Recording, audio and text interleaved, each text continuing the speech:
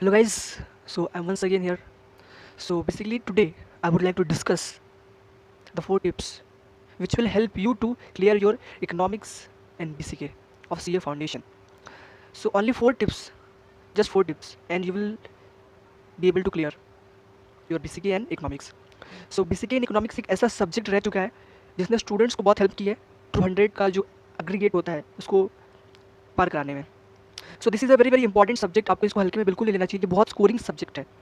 इसी सब्जेक्ट की वजह से मेरा जो है ना कुछ अराउंड 237 तक पहुंच गया था. इसमें मुझे कुछ 76 मिले थे.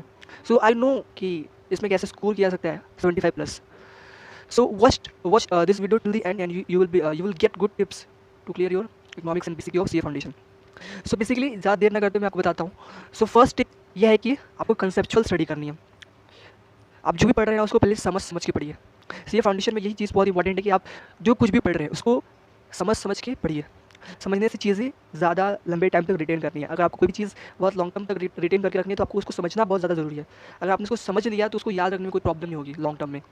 सो इट्स वेरी इंपॉर्टेंट कि आप उस चीज़ को समझ समझ के, चाहे कोई भी चीज़ हो उसको, मतलब वो चीज़ अगर नहीं भी समझ में आ रही ना तो उसको बार बार पढ़ते रहिए, करते रहिए, वीडियोज़ देखते रहिए एंड आपको समझ में आ जाएगा वो चीज़. रिविजन्स करते रहिए, आपको समझ में आ जाएगा. So this is very important कि आप कंसेप्चुअल स्टडी करें रादर देन क्रैमिंग. उसमें कुछ रटने जैसा है नहीं. पूरा कंसेप्चुअल चीज़ें पूछी जाती है एग्जाम में. मैं गया था ना एग्जाम में, बहुत ज़्यादा कंसेप्चुअल क्वेश्चंस पूछी जाती हैं. फिगर्स घुमा घुमा के पूछे जाते हैं, क्वेश्चन घुमा घुमा के पूछे जाते हैं. अगर आपका कंसेप्ट नहीं क्लियर है तो आप घूम जाओगे फिर. So this is the thing for economics and BCK. This was the first tip. And the second tip is multiple revision. आप पढ़ रहे हो बट आप उसका रिवीजन नहीं कर रहे हो तो you are in danger. So it is very very important कि आप रिवाइज कर रहे हो चीज़ों को. सीए मतलब सीए क्या, कोई भी कॉम्पिटेटिव एग्जाम हो, अगर आप उसमें रिवीजन नहीं कर सकते हो ना तो you are in danger. Because revision करने से, रिवीजन भी एक बार दो बार नहीं, 3 4 बार 5 बार, जितना भी बार हो सकता है उतनी बार रिवीजन कीजिए. Multiple revisions is the key to success in C exams. मैंने बहुत बार रिवाइज किया था.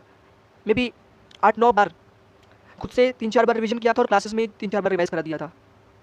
तो ऐसे हो गया पूरा. That is why it is said that multiple revision is the key in C exams. So this was second tip. And next tip is solving M T Ps and scanners. Yes, मैंने सारी की सारी M T Ps institute की solve की थी.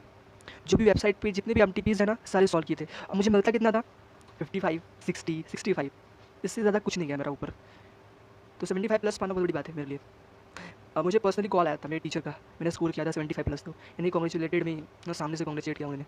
सो it's a very big thing, you can understand this thing. So M T Ps scanners जब आप solve करते हो तो कहीं कहीं आपके कंसेप्ट रिवाइज हो रहे होते हैं.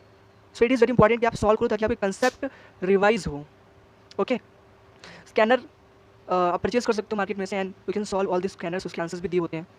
बट सबसे पहले एम टी पीज़ करिए और मॉड्यूल के क्वेश्चंस करिए. ये 3 चीज़ें कर लिया आपने, you are good to go.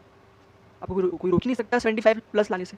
No buddy can stop you if you sincerely study, no follow this things. Because I follow it and I know the result. You also know the result. 75 plus in economics. Then last tip, fourth tip, be confident. कहीं कहीं आपको लगेगा कि मतलब आपके कुछ chapters हैं जैसे कि इकोनॉमिक बीसीके का चैप्टर नंबर 3 वो काफ़ी ज़्यादा उसमें डेटा है तो उसको रिवाइज़ करना है. तो रिवाइज़ करना है, लर्न करना है, तो आपसे होगा नहीं शायद.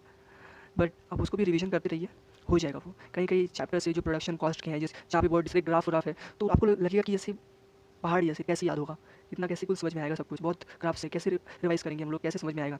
बट हो जाएगा वो. Have faith on your self, be confident and you will be good to go. That is my assurance to you.